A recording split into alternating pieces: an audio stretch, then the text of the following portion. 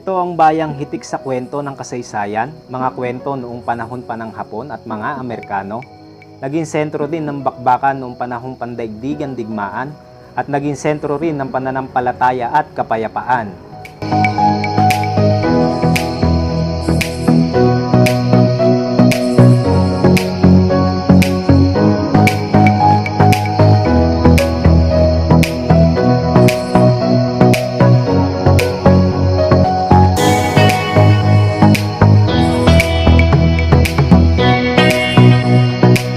Bayang minsan na rin sinira ng digmaan na naitala sa kasaysayan, marami ang kwento ng paghihirap, ngunit mas marami ang kwento ng pagsisikap.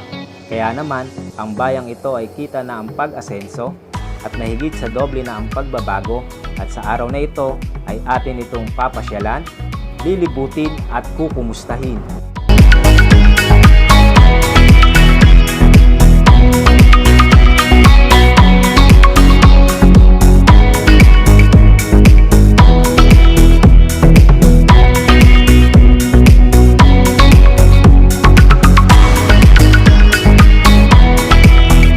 Hey, what's up mga katropa?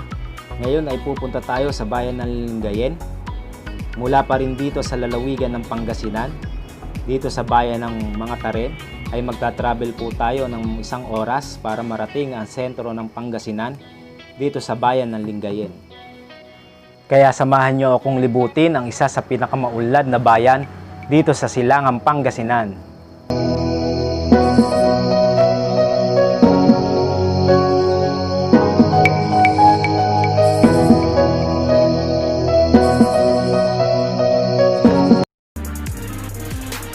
Alright mga katropa, so malapit na tayo sa bayan ng Lingayen. So mapapansin dito ang luwag ng kalsada na walang halos ka-traffic dito sa lugar na ito. So ito pong vlog na ito ay biglaan lang at hindi po natin ine-expect na pupunta tayo mismo sa bayan ng Lingayen. Kaya hindi po natin napaghandaan at nakapag-research sa makikita nating mga tanawin dito at hindi natin maipapaliwanag ng mabuti.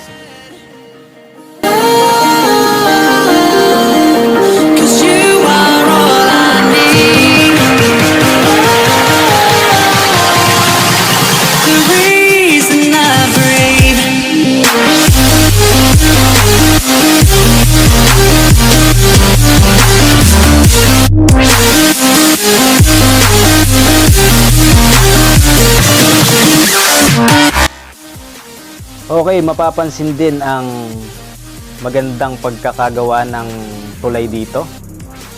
So, hindi po natin alam kung kailan na itayo nagawa itong tulay na to, dahil katulad ng sinabi ko kanina, hindi tayo nakapag-research na kung kailan nagawa itong tulay na mahaba rito na nagdudugtong dito sa Lingayen, Pangasinan.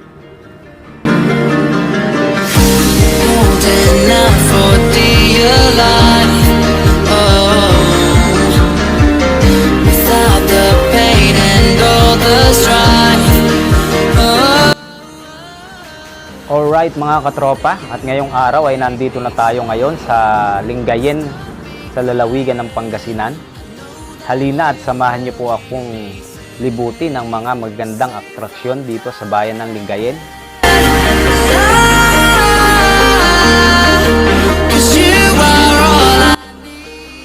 Kapansin-pansin naman ang mga madaming puno rito na nagbibigay lilim at nagbibigay preskong hangin sa mga nagdadaang motorista rito.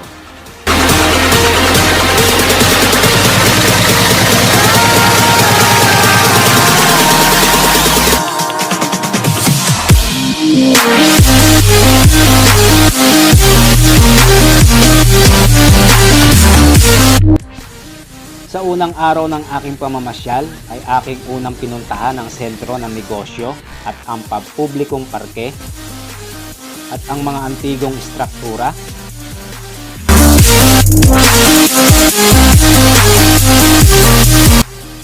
Mapapansin din ang kalinisan at kaayusan dito sa lungsod.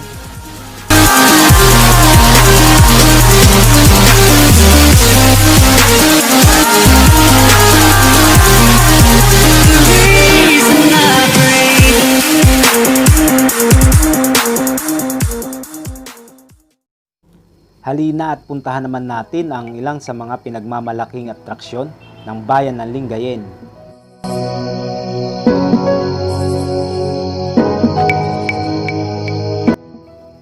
Kilala ang Lingayen sa kasaysayan at magagandang pasyalan.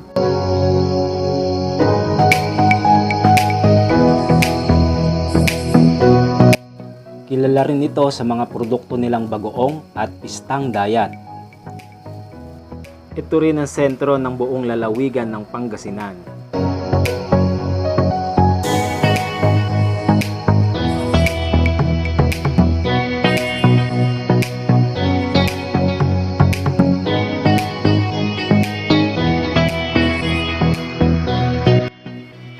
Okay, bago natin tapusin ang aking vlog ay mag-iikot-ikot muna tayo dito sa mismong bayan ng Lingayen.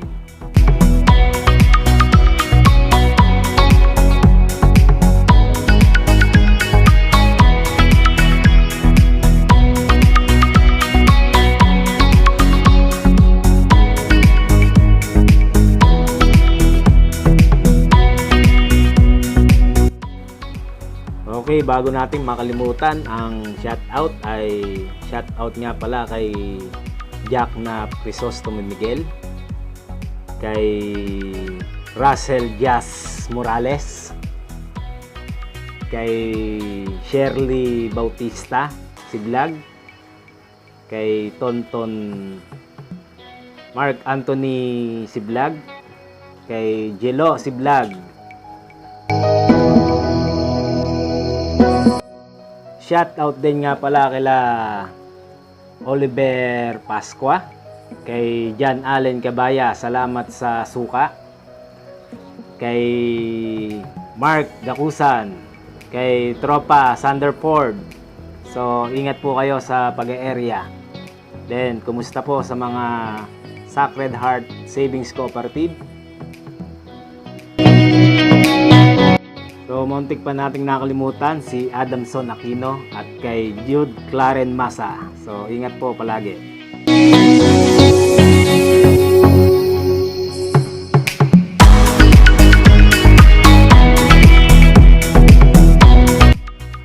Okay, so ayan, napasyalan na po natin ang makasaysayang bayan ng Lingayen. So, huwag niyo po sanang kalimutang i-like at i-share itong video na to. At huwag din kalimutang mag-subscribe sa aking YouTube channel. Maraming salamat po.